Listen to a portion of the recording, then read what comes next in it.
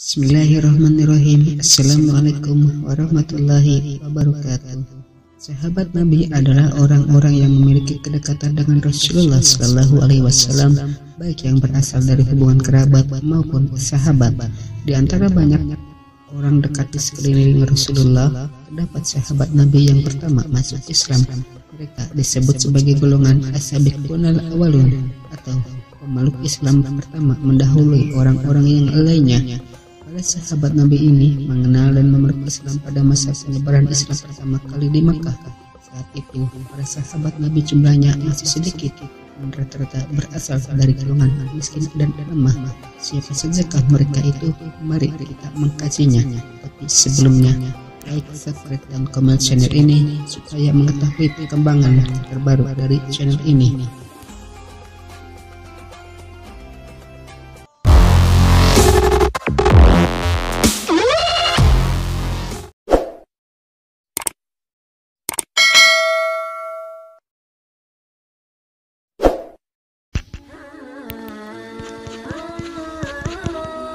Yang pertama kali masuk Islam. Setelah menerima wahyu pertama, Rasulullah Shallallahu Alaihi Wasallam tidak langsung menerima wahyu berikutnya. Ada tenggang waktu.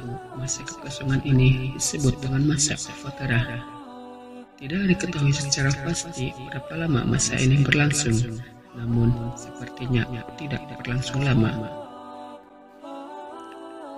Saat Rasulullah SAW sudah mulai merasa tenang dan siap menerima wahyu berikutnya, maka wahyu pun turun. Mengenai wahyu yang turun setelah masa fatrah ini, para ulama berselisih pendapat mengenai wahyu yang turun kemudian. Ada yang mengatakan surat Al-Mudaththir ayat 1-5, ada juga yang mengatakan surat Ad-Duha seperti Ibnu Ishaq. Beliau mengatakan dalam syirahnya, kemudian wahyu tidak turun kepada Rasulullah Shallallahu Alaihi Wasallam beberapa saat sehingga Rasulullah Shallallahu Alaihi Wasallam merasa berat dan sedih. Lalu Jibril datang kepadanya dengan membawa surat Ad-Duha. Namun dari dua pendapat tersebut yang terkuat yaitu pendapat yang didukung oleh hadis, yakni surat Al-Mudaththir, sebagaimana disebut dalam sabda Rasulullah Shallallahu Alaihi Wasallam yang diriwayatkan dari Abu Jabir. Ketika aku sedang berjalan, tiba-tiba aku mendengar suara dari arah langit. Aku mengangkat pandanganku ke arah langit. Ternyata ada malaikat yang mendatangiku di Gua Hira. Dia duduk di atas kursi antara langit dan bumi.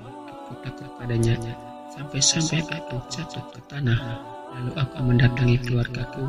Aku katakan kepada mereka, selimuti aku, selimuti aku. Maka mereka pun menyelimutiku. Lalu Allah Ta'ala menurunkan, hai orang-orang yang berpermul atau berselimut, bangunlah, lalu berilah peringatan, dan Rabbmu agungkanlah, dan pakaianmu sucikanlah, perbuatan dosa menyembah berhala tinggalkanlah. Surat Al-Mudaththir ayat 1-5, hadis riwayat Imam Al-Bukhari, Muslim. Sedangkan surat Ad-Duha, surat ini diturunkan saat wahyu tidak turun selama 2 atau 3 hari. Kemudian orang kafir Quraisy mengolok-olok dengan mengatakan bahwa Muhammad Shallallahu Alaihi Wasallam telah ditinggalkan Rabb-nya. Bahkan diriwayatkan ada seorang wanita musyrik mendatangi Rasulullah Shallallahu Alaihi Wasallam seraya berkata, aku berharap setanmu telah meninggalkan engkau. Tetapi kemudian Allah Ta'ala menurunkan surat ini sebagai pelipur lara bagi Rasulullah Shallallahu Alaihi Wasallam. Dakwah secara rahasia. Setelah menerima surat Al-Mudaththir ayat 1-5, Rasulullah Shallallahu Alaihi Wasallam mulai mendakwakan Islam secara sembunyi-sembunyi. Mulanya dengan mendakwakan kepada orang-orang yang terdekat dengan beliau Shallallahu Alaihi Wasallam. Ibnu Ishaq dan Al-Waqidi mengatakan dakwah dengan cara seperti ini berlangsung selama 3 tahun. Ada juga yang mengatakan selama 4 tahun. hingga akhirnya Islam mulai dikenal dan mulai ada sahabat beriman kepada Muhammad Shallallahu Alaihi Wasallam.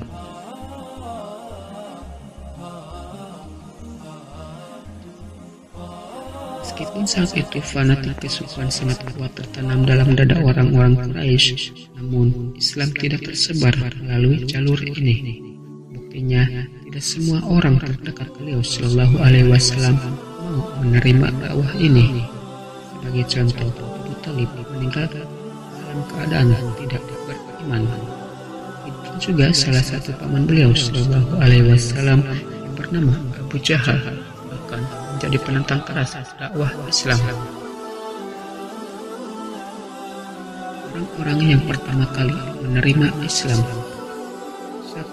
Khadijah radhiyallahu anhu binti Khuwailid. Hadis yang berkaitan dengan bermulaan wahyu menunjukkan bahwa Khadijah radhiyallahu anha adalah orang yang pertama kali mendengar kabar kenabian beliau Shallallahu Alaihi Wasallam dan turunnya wahyu. Dalam hadis itu juga dijelaskan Khadijah radhiyallahu anha percaya terhadap apa yang didengarnya dari Rasulullah Shallallahu Alaihi Wasallam, mendukungnya dan berusaha meringankan beban yang dirasakan Rasulullah Shallallahu Alaihi Wasallam. Siapapun yang memahami permasalahan ini tentu tidak merasa heran jika Khadijah radhiyallahu anha menjadi orang yang pertama yang beriman kepada Rasulullah Shallallahu Alaihi Wasallam, sebagaimana dikatakan oleh Ibnu Ishaq dan Al-Waqidi.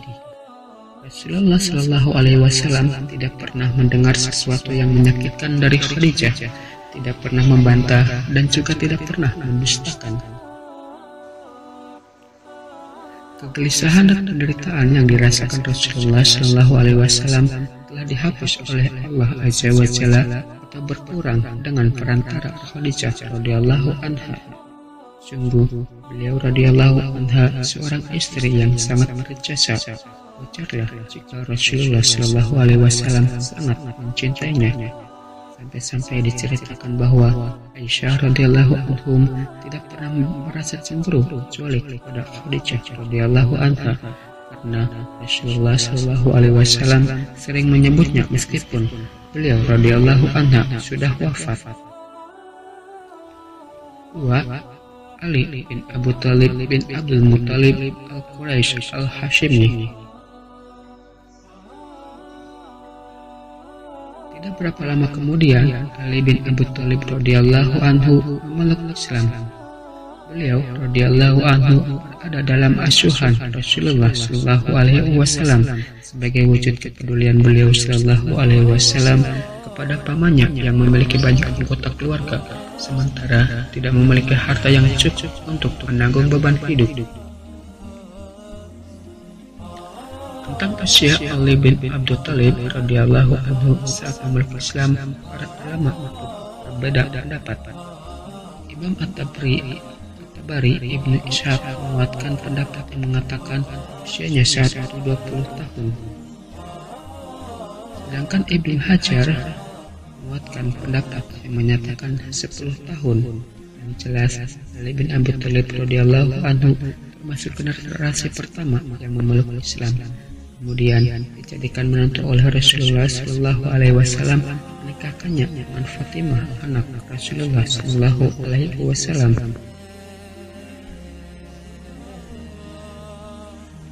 Ali bin Abi Thalib radhiyallahu anhu juga memiliki banyak keutamaan, kedudukan dan keistimewaan di sisi Rasulullah Shallallahu Alaihi Wasallam.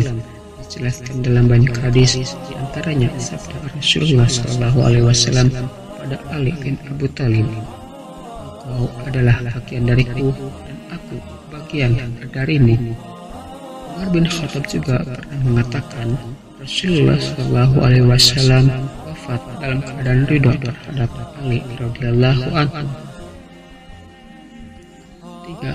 Abu Bakar As-Siddiq.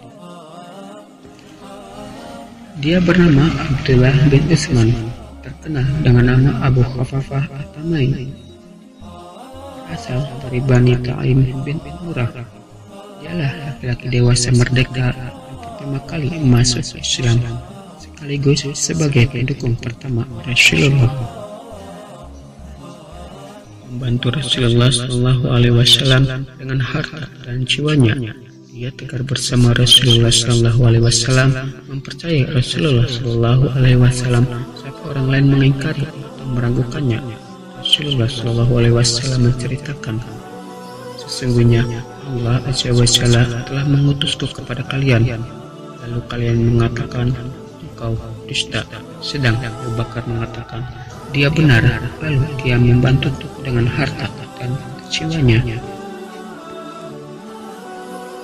Dia jualah yang memberikan pembenaran terhadap peristiwa Isra dan Mi'raj Nabi Shallallahu Alaihi Wasallam saat orang-orang kafir Quraisy berusaha membuatnya ragu, namun ia sama sekali tidak bergeming, sehingga tidak mengherankan kalau kemudian ia mendapatkan gelar Asy-Syuhada. 4. Zaid bin Haris. Dia merupakan orang yang pertama kali masuk Islam dari kalangan budak yang sudah merdeka. Berasal dari suku Al-Kalb, dia menjadi tawanan pada masa jahiliyah. Lalu Hakim bin Hizam membelinya untuk Khadijah.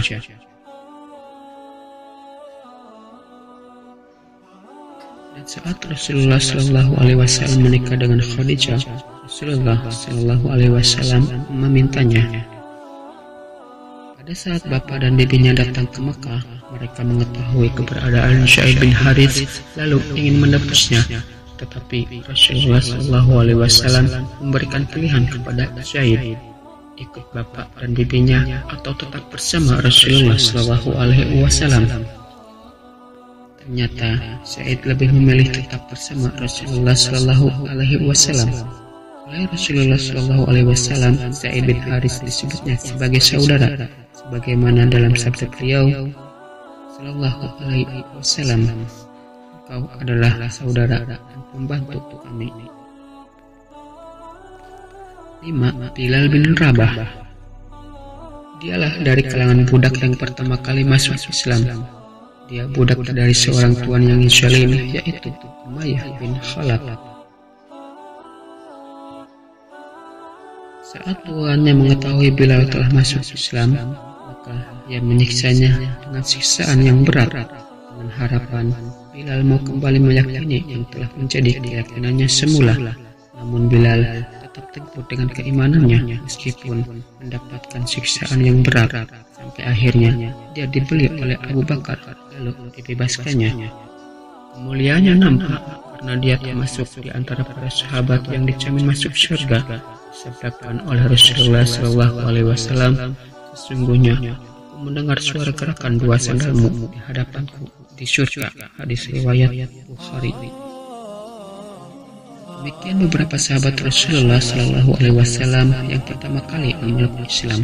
Namun siapakah di antara para sahabat tersebut yang paling dahulu memeluk Islam?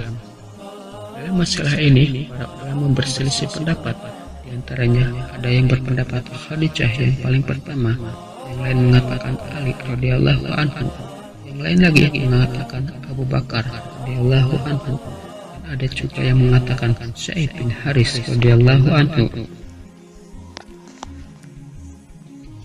Terlepas dari beberapa pendapat ini, yang jelas mereka merupakan orang-orang yang paling pertama menyambut dakwah Rasulullah Shallallahu Alaihi Wasallam. Syekh Al-Albani mengatakan laki dewasa yang merdeka yang pertama kali beriman adalah Abu Bakar. Dari kalangan anak-anak adalah Ali bin Abi Thalib radhiyallahu anhu. Dari kalangan wanita ialah Khadijah, istri beliau Sallallahu Alaihi Wasallam. Dari kalangan budak adalah Zaid bin Harits Al-Kalbi. Semoga Allah meridhoi mereka serta membuat mereka menjadi ridho. Wallahu a'lam bishawab.